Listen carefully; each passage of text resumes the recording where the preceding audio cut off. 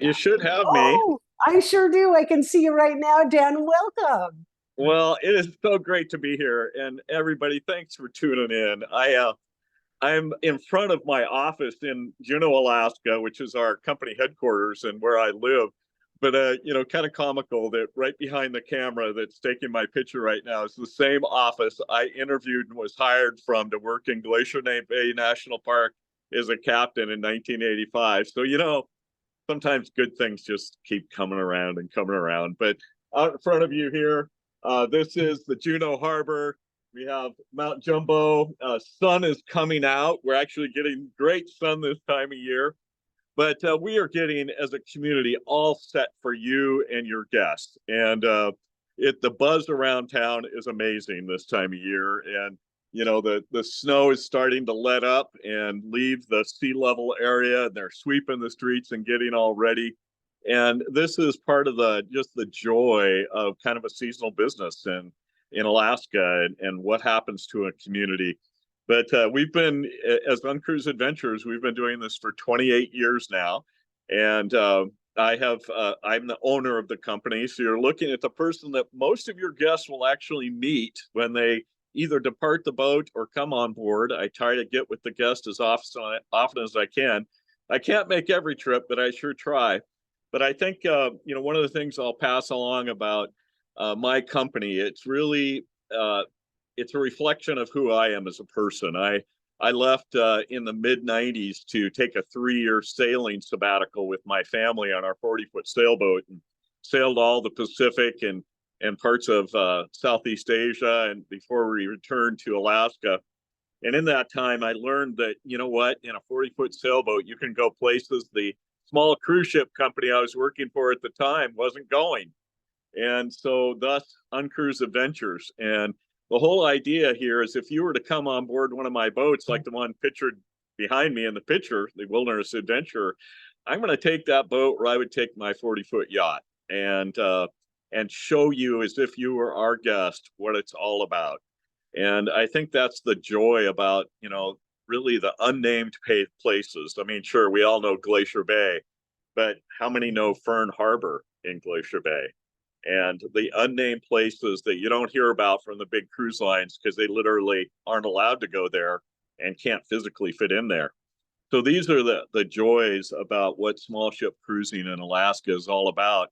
And I'm really proud to say, for the first time in history in all of Alaska, Little Uncruise, the U.S. owned, you're looking at the owner, small business, has won more awards being best in Alaska than any cruise brand in the history of Alaska cruises.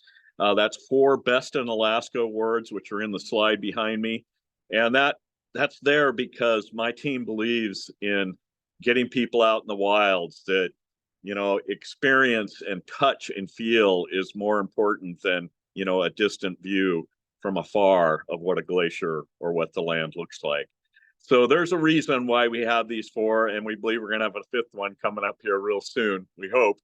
And but anyway, I hope you enjoy your time with Ben and Julie. I'm going to jump off for a moment here and basically go inside. It's still about 35, 40 degrees right now. I'm going to go inside where it's warmer and come back on. But we're getting ready for April. Mid-April to mid-June is our driest and sunniest time of year here in Southeast Alaska. So we hope to see you and your guests on board with us. With that, I'll turn it back to you, Julie. Sounds great. Thanks so much, Dan. It was such a special treat to have you come live from Juneau, Alaska, and we're so pleased to have you join us today. And with that, I'm going to hand everything over to Ben. Ben, take it away. Hello, everybody. Hi there. Thanks, Dan, for jumping on. It's always a pleasure to get to see Southeast Alaska from afar. And maybe you've been to some of our webinars before.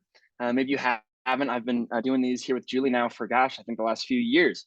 And I'm really excited to share today with you a special thing. So this whole series that we're doing, this is a brand new series here in March that we're kind of debuting. And instead of really focusing kind of on product, what we're focusing on is experience and what Southeast Alaska feels like, what it's like to be on board with us, some of the things you might learn while you're on the boat, And today I'm going to be giving you the exact presentation that I would give to our guests in the evening. So every evening, if we're not out kayaking or exploring a trail, we'll have an onboard presentation, and that is what we're going to be getting today. And so oftentimes my presentations are pretty interactive, so I'll do my best to kind of adjust for this Zoom interface, but we're going to do our best. If you haven't met me before, my name is Ben Marolf. I am an expedition leader at Uncruise Adventures. I've been working with the company for quite a while now, since 2017, 18 was my first year on board. And my background's in biology and environmental science from a little liberal arts college called St. Olaf in Minnesota. And this is my background. I am a huge Alaska fan. I first came on a trip in Alaska in 2014 on the Wilderness Adventure, the little boat you saw behind Dan in his intro photo, with my grandfather, and just had the best time ever, and decided that that was where I had to be for the rest of my life. And I've been working with the company, again, for going on 7 years now. So this presentation is meant to be educational. It is based on a long time passion of mine, which is wondering what in the world is going on inside of the brains of the creatures that we see up in Southeast Alaska, and just animals in general. This follows a lot of work by a professor out of Rutgers. His name is Carl Safina. And through following his work, he's one of the foremost experts in the field, and also reading a significant amount of papers on the subject, I've compiled essentially information about the creatures that we see up there, and transferring that information from kind of a broader perspective, because a lot of the study was on elephants and other incredible creatures, to the things that we see in Southeast Alaska. And so this presentation is going to be a bit of a taste of that, and what Southeast Alaska has to offer in terms of wildlife, because it is pretty incredible. And there are really a profound amount of things to talk about when it comes to behavioral psychology, and when it comes to the critters of Southeast Alaska. So the title of my presentation is The Thinking, Feeling World of Southeast Alaska. And we're going to dive right in. So I'm going to start with pets. And I want you to think in your mind, if you've ever owned a pet. Normally I would ask folks to raise their hand, but if you've ever owned a pet before, or had folks around you who had pets, you might have asked yourself some of these questions, including the following. What are they thinking? Every single morning before he went on a walk, Nash would run around and grab something. This is my dog Nash, my childhood dog that I grew up with. He would grab something and kind of make his way around the house, and he would carry something around and then set it down, and then that was the time for him to go for a walk. What was he thinking during that moment in time? Second question, are they happy? I know that I personally have highs and lows in my life.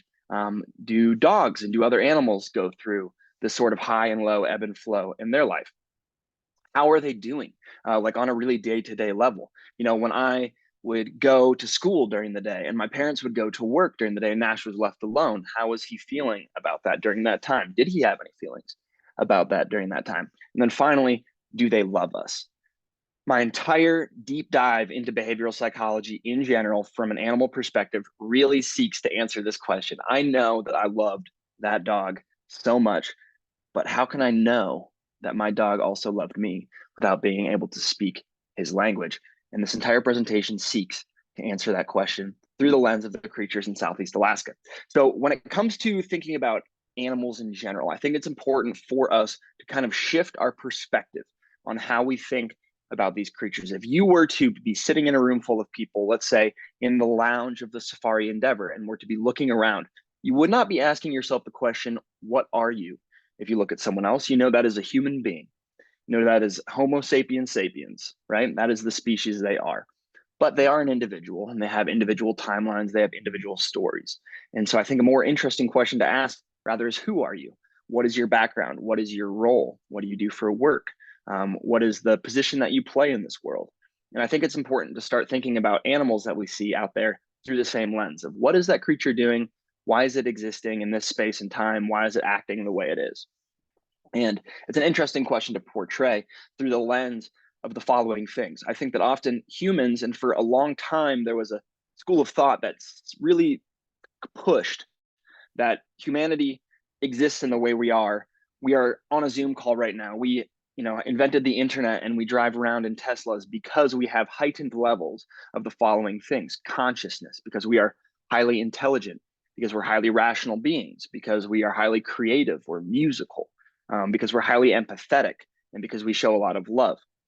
This is True, humans are pretty incredible. We are amazing as a species, but there's a lot of other things out there that feel and think the same way and experience and display signs of all of these things. And we're going to go through each one of them during this presentation. So the creatures out there, what are they thinking and feeling? This jellyfish is about as complicated as it gets on Earth without having a brain. So right now, my brain is telling me to do things. It's telling me to talk with my hands, which I do too much. It's telling me to wake up and go through my day and make certain decisions. Jellyfish don't have brains. They do have a central nervous system. So they have some semblance of what we have with our, our spines and our nervous system in general, but they do not have a brain. So this jellyfish, which was a photo taken under the Wilderness Explorer a few years back, cannot think to itself, I would like to go up. It just does. It just floats kind of with the tide and moves where it goes. It is a complicated creature. However, it does not have a brain and does not have complex thoughts or really any thoughts at all. And that's about as simple as it gets. But when it comes to the creatures out there, anything that has a brain, we can say has a shared experience. So it starts really small, right? With jellyfish, that's about as complicated again as it gets without having a brain. Things with central nervous systems eventually evolved into chordates, which you're seeing with that fish right there. The chordates got more complicated. Their brains developed larger. They ended up transferring from water to land and developing the ability to breathe oxygen. Those oxygenated critters decided land's pretty cool. There's a lot of resources on land. They grew fur and adapted to be on land. They got more complicated. They got more intelligent. And here we are. And so anything that has a brain has a shared ancestor that had that first brain. And so we can kind of assume that if something has a brain, we have sort of a shared experience to what that thing has. And I know that's a big leap, but this is a short presentation. I'm trying to pack a lot in. So this black bear sitting in a tree outside of Annan Creek, what is it thinking? Why is it up there? What is it doing up there? An interesting question to ponder. Now we're going to talk about the critters of Southeast Alaska specifically here. Sea otters, amazing, prolific. They had a huge comeback after they were nearly extirpated from Southeast Alaska during the Russian fur trade. They're everywhere now, really fun critter to see. Sea otters are fascinating. Sea otters teach, which is a really unique thing. Chimpanzees, as complicated and special as they are, do not teach. The whole adage of monkey see, monkey do is true. A young chimpanzee will just watch its mom do something and kind of figure it out as it goes. But a sea otter will teach. A sea otter mother will provide its baby with a rock. A rock is a tool. Sea otters use tools. The mother will then show the baby this motion of smacking things back and forth. She'll present the baby not only with a rock, but with another rock. Hitting two rocks together doesn't help the baby at all. It doesn't show the baby how to find food. It's not providing sustenance for the child, but what it's doing is showing emotion. And eventually the mom will replace one of those rocks with something like a sea urchin or an oyster, something with a hard shell. And the baby will then think, okay, if I do this motion again, something good will come of it.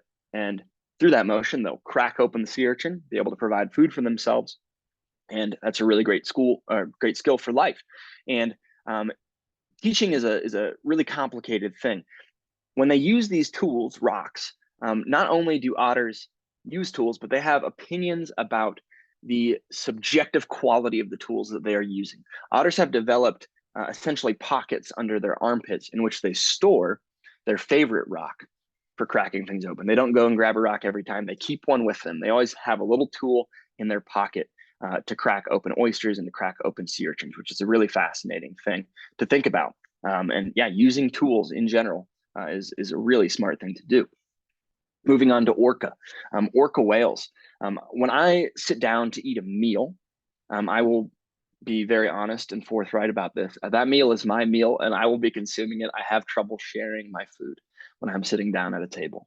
A study of resident orca, which are the fish-eating species of orca whale, showed that 80% of the time, when an orca catches a king salmon, let's say, for example, they will take that salmon to another member of their pod and they will split it, realizing that it's more important for the pod, for the family unit, for the group to be strong and to be healthy than it is for just the individual. Because as the pod does well, the individuals also do well. So sharing food is a really interesting thing and a fascinating trait to see in an ecosystem out there in the wild. And when it comes to talking about the brain on kind of a micro, macro level, this is sort of the evolutionary timescale of the brain, how it developed starting about 250 million years ago with a shared ancestor. Now, the human brain developed sometime between the brain of the tree shrew and the shrew and the mole. So we got lucky. I don't know what happened. But the point of this graphic is to show that all brains kind of look similar. If it weren't for this red circle that is about to pop up, the human brain's kind of hard to identify shown across a large scale of other brains.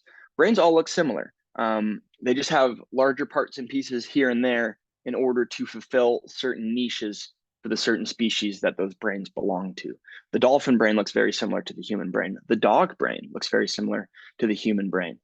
We just have certain levels of our brain that are a little bit more developed based on the role that we play as a species on Earth. And for a long time, we thought, okay, well, you know, we're special as human beings because we've got a pretty big brain.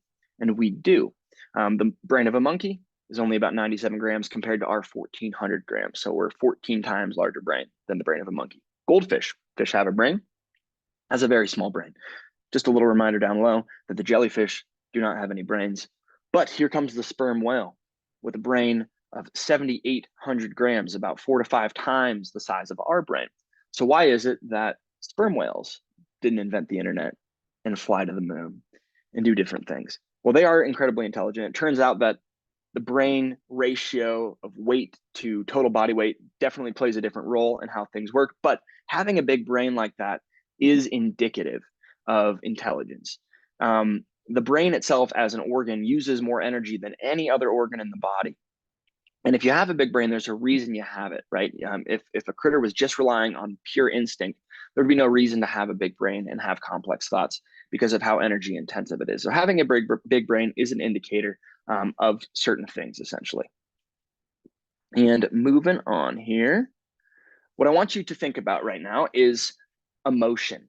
Emotion is something that comes from the brain. It is a feeling that we get. And I want you to take a look at this photo right here and think to yourself right now what sort of emotions you might be seeing in this image. For me, this image brings out emotions of calm, love, protection. If you look at that mom is definitely aware that a photograph is being taken of her, but she is certainly feeling pretty confident in herself. She's kind of laying in an exposed area. These cubs are just resting. They had just fed. You can just see a little bit of milk mustaches on these cubs.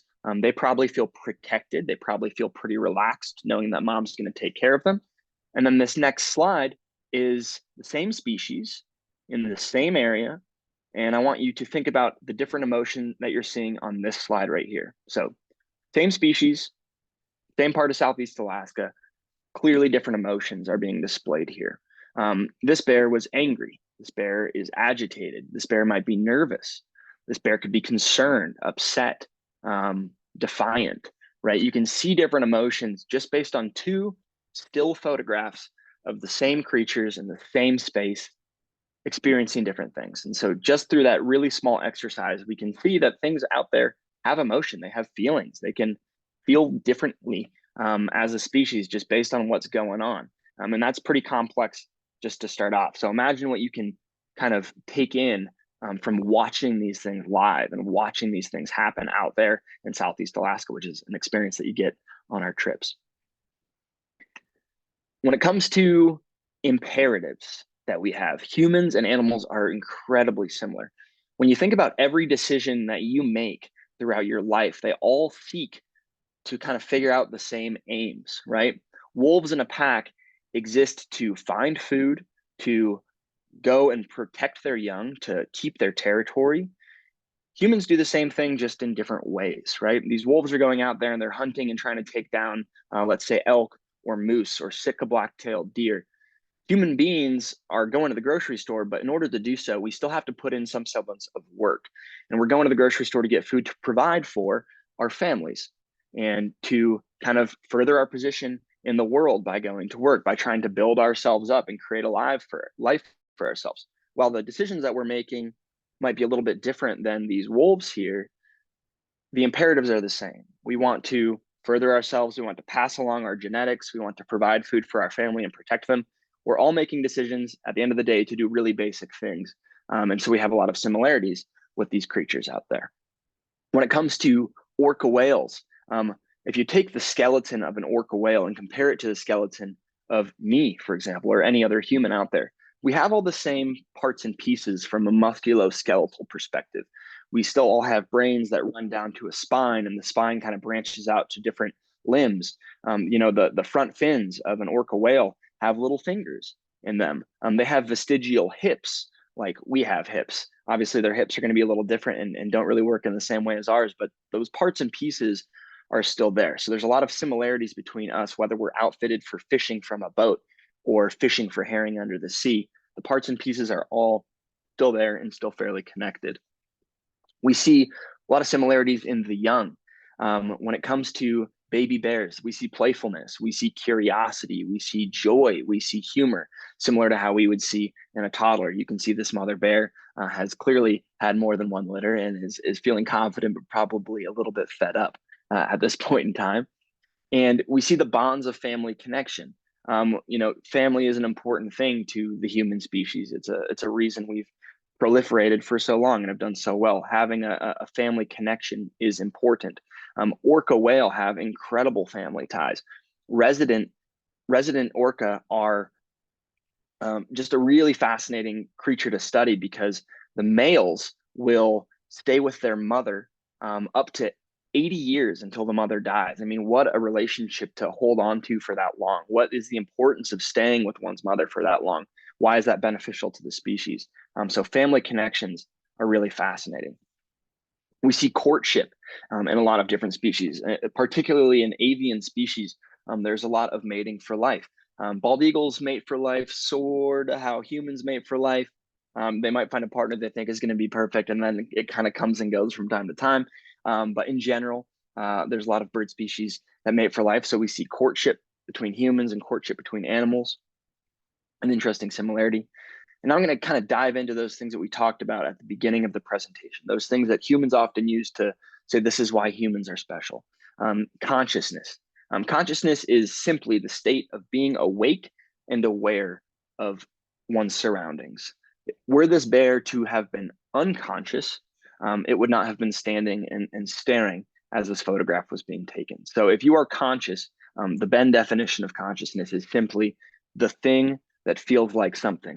If you are smelling, if you are seeing, if you are hearing, if you are tasting, if you are thinking, you are conscious. And this bear certainly is. This next photograph was taken by a photographer named Jim Lawrence, and is a pretty famous photograph that I think it expresses consciousness on a really interesting level. This bear was at a famous photographing site for brown bears and probably sat there for 10, 15 years and thought to itself, why are these two-legged humans standing up looking at us through these strange things? And it decided one day to walk up and take a look for itself. It didn't paw the camera down. It mimicked exactly what it saw the human being doing. Probably thought to itself as it looked through this, like the lighting's a little off here, composition could be better. But just kind of a fascinating thing to see. Very much a conscious bear. Ravens and crows, which we have by the millions in Southeast Alaska, are highly intelligent birds, easier to train to speak than parrots. They are corvids. Intelligence is the ability to acquire and apply knowledge and skills. When Jane Goodall discovered that chimpanzees use tools, it was a huge revolution for ecology and for behavioral psychology in general. It was a massive thing. Folks were thinking, like maybe we should give chimpanzees essentially human rights, which, not a bad thing at all. But ravens and also a ton of other species and crows also use tools. This is a photograph of a crow from Hawaii, in fact, using a stick to get ants and termites out of a log, very similar to how a chimpanzee does. Using tools is definitely a sign of complicated and intelligent thought. Rationality. Rationality is the quality of being based on or in accordance with reason or logic. So this is kind of something that's outside of basic instinct. And in Southeast Alaska, we have the opportunity to see one of the most fascinating things in the animal kingdom, and that is bubble net feeding. Humpback whales could make their way up to Southeast Alaska every summer, and they could subsist by themselves just fine. Now, humpbacks don't travel in pods. The only time you'll see them traveling in groups is if it's a mother and a calf, or if they're getting together to do a cooperative feed. bubble net feeding takes a lot of mental energy because these groups are kind of just coming together from a smattering of whales. One whale called the caller will alert other whales in the area that there's a lot of fish. And this is what happens. The caller sort of organizes the dance, but it starts with the herders. So imagine a school of herring on a 2-dimensional or 3-dimensional plane. The school of herring travel in a school, right? And so the herders, the whales, will then circle this ball of herring. So now the herring can't escape 2-dimensionally. They can't escape to the sides because they're surrounded by whales on the sides. However, they could still go up and escape, or they could still go down to escape. So after the herders get the herring kind of circled like this, the caller then blasts 180 decibels of sound, this really loud call that we actually can hear with hydrophones from our boats, through the water. And the herring will hear this call. 180 decibels, by the way, is about the equivalent of having your ear directly next to a 747 jet as it's taking off. It's a lot of sound. So it'll blast this sound at the herring, and the herring think to itself, oh gosh, I don't want to go down because there's a really scary loud sound coming from down there. So I'm going to travel up. So now the herring can't escape sideways, and they can't go down because they're afraid. So they start to swim up. At the moment that that call is given out, another whale called the ringleader will emit a circle of bubbles, a cylinder of bubbles around the herring. So as the herring travel up, they see all this kind of reflective shadowing to the sides of them, and that keeps them in one contained pillar as they rise. And at the same instant that they hit the surface of the water, a bunch of whales, sometimes up to 10, 15, 20 whales will emerge at the same time, all taking a huge bite of herring. And by doing this, they can eat twice as much per day, about a half ton of food per day, as they could were they to be just working alone. So it is in reason, it is within logic, it is a rational decision for them to use those powerful brains to do this really complicated thing called bubble net feeding, to consume twice as much food per day rather than just go out and feed by themselves. And it's a really beautiful and really rare thing to watch. And it's because they're providing for an incredibly complicated neural network. They're communicating all the time. They really dictate their world through sound rather than through sight like we do. And they need a lot of energy to do so. The brain needs a lot of energy to do so. And now we're going to move on to creativity. Humans are wildly creative. I am a musician. I love music very much. I love art. I love the movies. Human creativity has so much value. Animals have really creative minds as well. This is the octopus from the Seattle Aquarium. I highly recommend going to see the giant Pacific octopus there if you ever get the opportunity. But creativity is the use of the imagination or original ideas. And there's an anecdote that comes from a lab on the East Coast where there was a research area where they had lab-raised animals. And one of the lab-raised animals they had was an octopus. And there was also in that same lab researchers that were researching clams. And every single week or two, the clam researchers were noticing that their clams were disappearing. And their first thought was that someone was sabotaging their clam experiments. So they put up a motion sensing camera to see what happened when they were out of the lab. And what they found is that the octopus being raised in the lab still recognized that across this lab room in a separate tank was something that it could consume, was its food. And so at night, after the researchers had left, the octopus would crawl out of its tank, crawl down its tank, crawl across the floor, up to the clam tank, crawl in, consume the clams, go back out, close the tank behind it, back down into its own tank, and then shut its own tank. So not only did it realize that its food was over there and it had to figure out how to get it some way, but it also figured out that it kind of maybe had to trick the human researchers into thinking that there was no possible way that an octopus could ever do this. A really interesting, imaginative, creative idea displayed by a brilliant, incredible creature. Empathy. We're going to move on to empathy. Empathy is a very primal emotion. Fear is an empathetic response. Happiness is an empathetic response. It's something that we just don't necessarily even think about doing, but empathy is an important thing to think about. And I don't want you to focus on the orca here, but rather the herring that they are kind of corralling here. Fish in general, especially schooling fish, the area of the brain designed around empathy is very large in fish because of empathetic response to figuring out how to stay alive.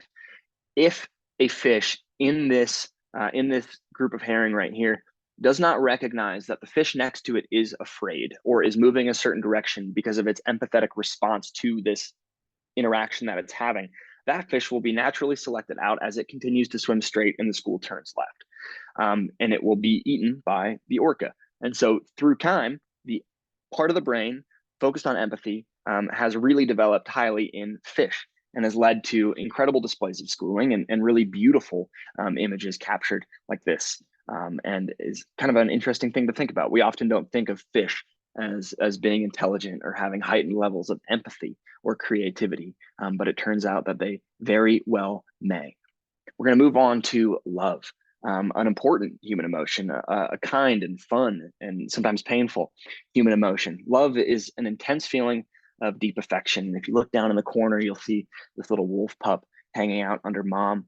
I imagine that little wolf pup and that mom are both feeling love for one another, but I would like to focus here actually on the concept of the pack. This is an alpha male and alpha female of a pack that at this point in time had raised 5 to 6 different litters of pups, had fended off packs that were trying to intrude into their space, had defended their own territory, and had done all of this while working together. One can imagine that there's a really deep level of love between these two creatures in order to really maintain a lifestyle like that and to maintain an entire family group around the decisions that the two of these wolves are making. Love is a really profound and important thing, and almost certainly exists in the animal kingdom. And then we're going to move on to one that I kind of am jumping on you, and that's the idea of mourning and sadness. Because as humans, I think it's important to think about this. This is a photograph taken during a really unique time in the advent of behavioral psychology. This was taken of an orca in Puget Sound that was pushing its baby that had passed around on its head. Now, mother orcas do not do this to just sick babies. They don't do this to sick orcas to keep them on the surface or anything like that. That's not something they display. They only display this behavior after a member of their family has passed. And this was really well documented because it was right in Puget Sound. And so folks were following this around. And so for, I believe, over 10 days, this mother pushed her baby around through Puget Sound, kind of parading the baby around in what in effect was a really long funeral procession. And at the end of this time, the pod gathered around, the mother let the baby go, and they resumed their lives.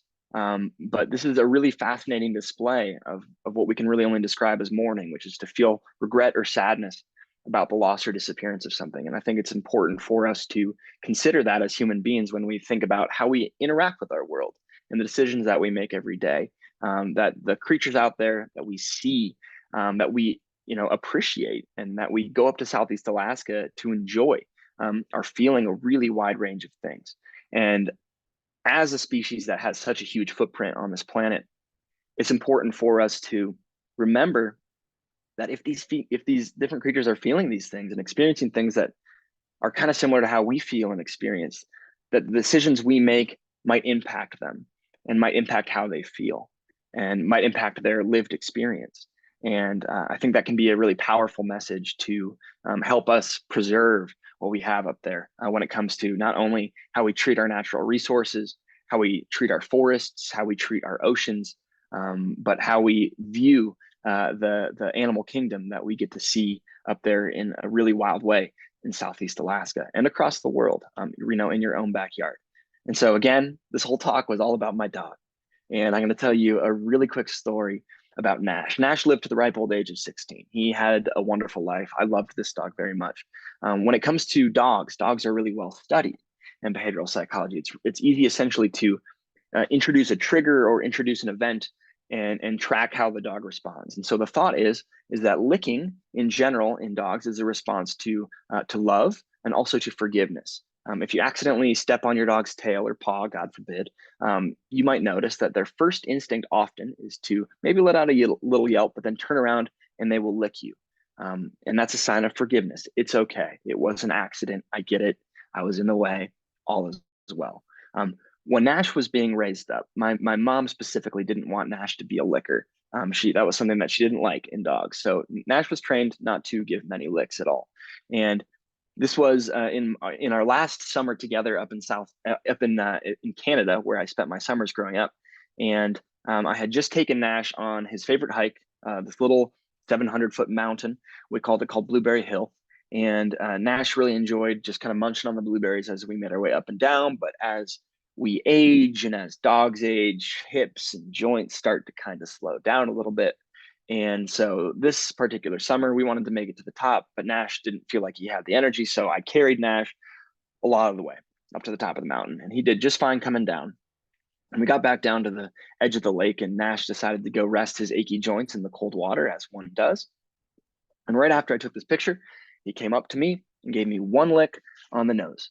And through the lens of behavioral psychology and through learning all this, I think I know now that that's how my dog loved me. And it's an interesting thing to be able to kind of put words to actions and words to things that you see, and thinking through, how are these creatures individuals? How do they live their lives? Why do they make certain decisions? And I think the more we appreciate that in the natural world, the more confident we'll feel in our ability to protect these creatures and our ability to treat our world with respect.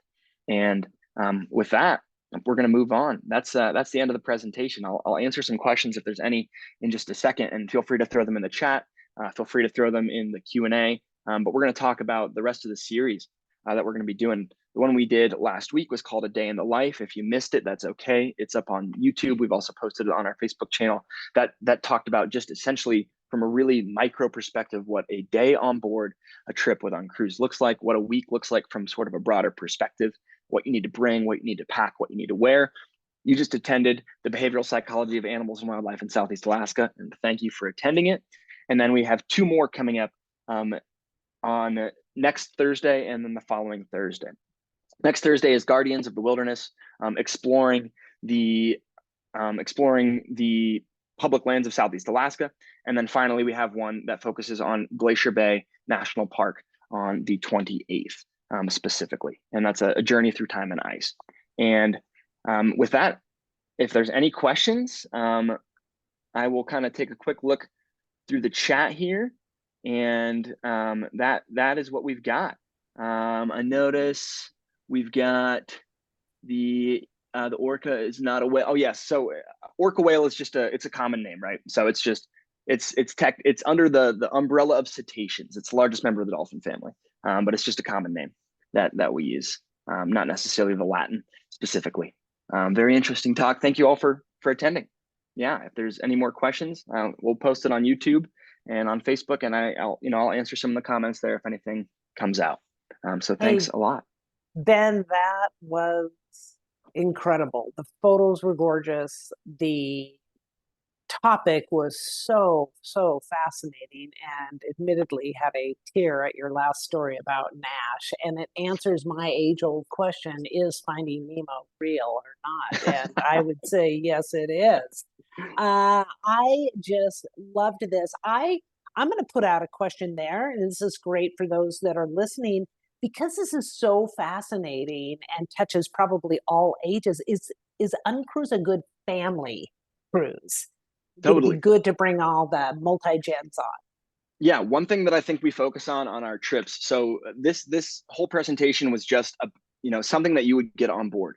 So while all of our guides are experts in their little ways on everything that you could possibly think about in Southeast Alaska, we all have our areas of expertise that we like to focus on. And so there's always something for everyone when it comes to a nightly topic. So you might not be as fascinated in behavioral psychology, you might be really interested in the glaciation of glacial succession in Glacier Bay National Park and what's happened between the Pleistocene and the Little Ice Age and today, and what's happening now, and what's the indigenous perspective on all of this.